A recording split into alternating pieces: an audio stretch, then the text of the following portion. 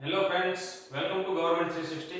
Government 360 માં આપનું હાર્દિક સ્વાગત છે. આપણે દિશા અને અંતરનો લેક્ચર નંબર 4 જોઈ રહ્યા છીએ અત્યારે. લેક્ચર નંબર 3 અને લેક્ચર નંબર 2 માં આપણે એના મલ્ટીપલ ક્વેશ્ચન સોલ્વ કર્યા છે. જે પીએસઆઈ કોન્સ્ટેબલ જેવી આવનારી એક્ઝામ છે એના પાછલા વર્ષના ક્વેશ્ચન કેવા હતા તે આપણે એમાં સોલ્વ કરેલા છે. આજે આપણે એના થોડાક વધારે એક્ઝામ્પલ જોવાના છે જે પ્રીવિયસ યરમાં પૂછાયેલા છે. તો ચલો જોઈએ. શું કહે છે? રોહન ઉત્તર તરફ 3 કિલોમીટરનું અંતર ચાલે છે. તો સૌપ્રથમ આપણે શું બનાવી દેવાનું છે? માળખું બનાવી દેવાનું છે, બંધારણ બનાવી દેવાનું છે. આ બંધારણ તમારે દર વખતે બનાવવાની જરૂર નહીં પડે. જ્યારે તમારા મગજમાં દિશા એ ફિક્સ થઈ જશે તો આ બંધારણ ખાલી તમે માઇન્ડમાં દિશાઓ સમજીને આવી રીતે લાઈન દોરતા દોરતા તમારા માઇન્ડમાં આન્સર આવશે. પરંતુ હાલ તમારે પ્રેક્ટિસ માટે આ બનાવવાનું છે. તો શું છે? આવી રીતે બંધારણ બનાવો. ઉત્તર તરફ 3 કિલોમીટર ચાલે છે. આ દિશા કઈ છે? ઉત્તર, દક્ષિણ, પૂર્વ, પશ્ચિમ. ઉત્તર તરફ કેટલા કિલોમીટર ચાલે છે? 3 કિલોમીટર ઉત્તર બાજુ ચાલે છે. પછી ડાબે વળી 2 કિલોમીટર ચાલે છે. આ ઉત્તર છે, એનું ડાબું કઈ થાય? આ બાજુ. એના ડાબે કેટલું ચાલે છે? 2 કિલોમીટર. કેટલું ચાલે છે? 2 કિલોમીટર. ફરીથી ડાબે વળી 3 કિલોમીટર ચાલે છે. હવે માં સમજી લો એરો આ બાજુ છે. ડાબો એટલે આપણા હથેળીનો સફેદ ભાગ હોય એ ડાબો કહેવાય. નીચેની બાજુ ડાબો ભાગ કહેવાય. તો ત્યાં કેટલું ચાલે છે? ડાબોમાં ડાબે વળીને પાછું 3 કિલોમીટર ચાલે છે. તો આ 3 કિલોમીટર થયું.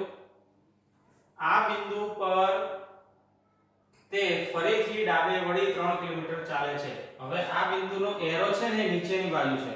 તો જ્યારે જ્યારે એરો નીચેની બાજુ હોય અને આપણે આને જમણું કહીએ અને આને ડાબું કહીએ, પરંતુ એરો આમ કરીને આ હોય નીચેની બાજુ, ત્યારે આપણું જમણું એને ડાબું ગણવાનું અને આપણું ડાબું એને જમણું ગણવાનું. ઇન શોર્ટ એને ઊંધું કરવાનું છે. તો અત્યારે આપણને શું કહે છે? ફરીથી ડાબે વળી 3 કિલોમીટર ચાલે છે. તો અહીંયાથી એ ડાબે વળી જાય છે અને 3 કિલોમીટર ચાલે છે. બરાબર? હવે તમે સમજો 3 કિલોમીટર એ ચાલે છે તો આ 2 કિલોમીટર છે તો આ પણ કેટલું હોય? 2 કિલોમીટર. તો વધ્યું કેટલું? 1 કિલોમીટર. આપણો પ્રશ્ન શું છે? પ્રારંભિક બિંદુથી કેટલા કિલોમીટર દૂર છે? આ પ્રારંભિક બિંદુ, આ અંતિમ બિંદુ કેટલા કિલોમીટર થયું? 1 કિલોમીટર. તો આપણો આન્સર શું આવશે? 1 કિલોમીટર. ચલો એના પછીનો ક્વેશ્ચન સોલ્વ કરીએ. પશ્ચિમ તરફ નિમિતા 14 મીટર ચાલી. કેટલા મીટર ચાલી? 14 મીટર ચાલી. તો પહેલા આપણે માળખું બનાવી દેવાનું. આ ઉત્તર છે, દક્ષિણ છે, આ પૂર્વ છે, પશ્ચિમ છે. પશ્ચિમ તરફ 14 કિલોમીટર ચાલે છે. અહીં તે કેટલા કિલોમીટર ચાલે છે?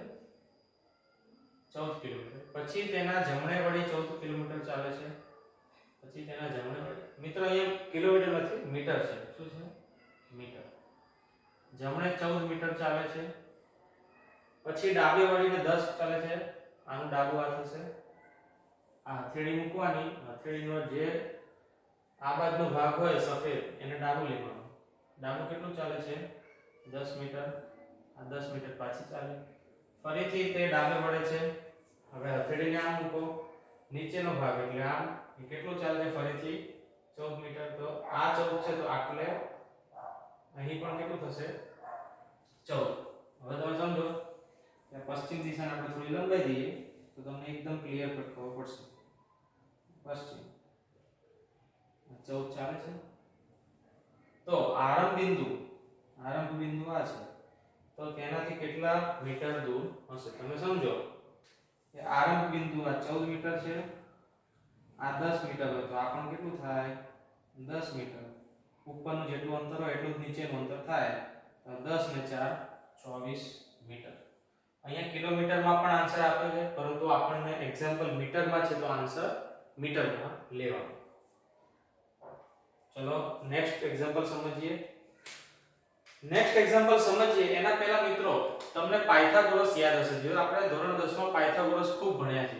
તો આમાં એનો ઉપયોગ કરવાનો છે. પાયથાગોરસનો ઉપયોગ ક્યારે થાય? જ્યારે બે બાજુ આપી હોય અને ત્રીજી બાજુ શોધવાની હોય તો એ પાયથાગોરસનો ઉપયોગ થાય છે. હવે અહીંયા સમજો કે આવી રીતે આપણે ત્રિકોણ બનતો હોય કોઈ કાટકોણ ત્રિકોણ, આને સમજો a આ b c, આ કોઈ x y z આપી છે, સમજો 10 આ 12, તો આ શોધવું હોય તો મળી જાય. કેવી રીતે મળે? એક સૂત્ર છે કર્ણ, આને કહેવાય કર્ણ. શું કહેવાય?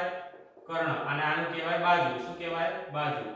તો કર્ણનો વર્ગ એ બે બાકીની બાજુના વર્ગના સરવાળા જેટલો થાય એનું સૂત્ર છે. તો શું થાય? ac² = ab² + bc². આ બેઝિક હતું. આ એક્ઝામ્પલમાં આનો આપણે ઉપયોગ કરવાનો થશે, એટલે તમે અત્યારે શોર્ટમાં આને સમજો.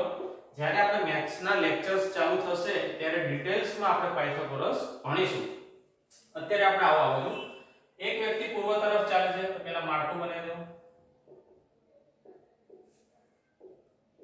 પૂર્વ, પશ્ચિમ, ઉત્તર, દક્ષિણ. પૂર્વ તરફ ચાલી 1 કિલોમીટર ચાલે છે. આ પૂર્વ તરફ કેટલા કિલોમીટર ચાલ્યું? 1 કિલોમીટર. દક્ષિણ તરફ 5 કિલોમીટર ચાલે છે. આ દક્ષિણ છે. એ કેટલું ચાલે છે? 5 કિલોમીટર. ફરીથી પૂર્વ તરફ, પૂર્વ આમ છે, કેટલું ચાલે છે? 2 કિલોમીટર. ઉત્તર એ 9 કિલોમીટર ચાલે છે. ઉત્તર ઉપરની બાજુ છે. હવે તમે એક વસ્તુ સમજો કે અહીંથી અહીંનું અંતર 5 હોય તો અહીંથી અહીંનું અંતર પણ કેટલું હોય? 5. કેટલું હોય? 5. કેટલું હોય? 5. પરંતુ ઉત્તરે 9 ચાલે છે, તો હજુ કેટલું બાકી રહ્યું? 4 કિલોમીટર. આ 5 અને આ 4, તો ટોટલ 9 થયું કે નહીં? ટોટલ કેટલું થયું? 9. બરાબર? તો પ્રારંભિક બિંદુથી કેટલું હોય? હવે તમે સમજો આ 2 કિલોમીટર છે, તો આ પણ કેટલું હોય? 2 કિલોમીટર. તો 2 કિલોમીટર વત્તા 1 કિલોમીટર ટોટલ કેટલું થઈ જશે? 3 કિલોમીટર થઈ જશે. કેટલું થઈ જશે? 3 કિલોમીટર. હવે તમે જો આ પ્રારંભિક બિંદુ આ હતું, કયું હતું? આ કાટકોણ બની ગયો. અને જેમ જો બે બાજુ આપી છે, એક બાજુ 4 છે ને એક બાજુ 3 છે, તો શું છે? બાજુનો વર્ગ ગોનો સરવાળો એના બરાબર કર્ણ મળે. તો આપણે શોધવાનું છે. એને શોધવા માટે શું કરશું? નામ આપી દો a b c. એક આ બાજુ આપેલી છે, એક આ બાજુ આપી છે. તો ac નો વર્ગ બરાબર ab નો વર્ગ વત્તા bc નો વર્ગ. ab છે 4, bc છે 3.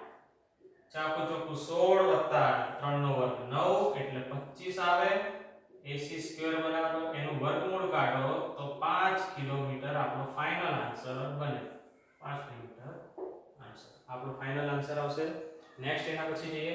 એક વ્યક્તિ તેની કાર પૂર્વ દિશામાં 50 કિલોમીટર, ફટાફટ માળખું બનાવી દેવાનું આમ કરીને. આમ પૂર્વ, પશ્ચિમ, ઉત્તર, દક્ષિણ. શું કહે છે? પૂર્વ દિશામાં 50 કિલોમીટર ચાલે છે. આ પૂર્વ દિશા લઈ લો. 50 કિલોમીટર ચાલ્યા, ત્યાં પછી જમણી બાજુ વળે છે. જમણી બાજુ નીચે ત્યાં કેટલું ચાલે છે? 30 કિલોમીટર. આ 30 કિલોમીટર ચાલે છે. પછી પશ્ચિમ દિશામાં 10 કિલોમીટર ચાલે છે. પશ્ચિમ દિશામાં 10 કિલોમીટર ચાલ્યા. આખું 50 છે. આખું કેટલું છે? 50. તો પણ આ પણ આખું કેટલું થાય? 50. એમાંથી 10 કિલોમીટર ચાલી ગયા, તો વધ્યું કેટલું? અહીંથી અહીંનું 40 કિલોમીટર. ખ્યાલ આવે ને? ટોટલ 50 છે, એમાંથી 10 ચાલી ગયા, તો કેટલું વધે? 40 કિલોમીટર. પછી પશ્ચિમ દિશામાં 10 કિલોમીટર જાય છે, તો પ્રારંભિક બિંદુથી તે કેટલા કિલોમીટર દૂર હશે? હવે એનું સમજો પ્રારંભિક બિંદુ ક્યાં છે? અહીં છે. ક્યાં છે? અહીં. અને અહીંયા આવીને સ્ટોપ થયો છે. 10 કિલોમીટર ચાલીને સ્ટોપ થયો છે. આ 40 છે અને આ 30 છે, તો આખી બાજુ 30 હોય તો આ બાજુની પણ કેટલી થાય? 30. એક બાજુ શોધવાની છે, બે બાજુ મળી ગઈ છે, તો પાયથાગોરસનો ઉપયોગ કરશું. શું ઉપયોગ કરશું? નામ આપી દો abc. abc ac નો વર્ગ બરાબર ab નો વર્ગ વત્તા bc નો વર્ગ. ab કેટલા છે? 30, 40. 30 નો વર્ગ વત્તા 40 નો વર્ગ 900 વત્તા 1600 2500 થાય. કેટલા થાય? 2500. 2500 નું વર્ગમૂળ કાઢો તો 50 કિલોમીટર. આન્સર આવે. કેટલો આન્સર આવે? 50 કિલોમીટર. ફાઇનલ આન્સર આવે 50 કિલોમીટર.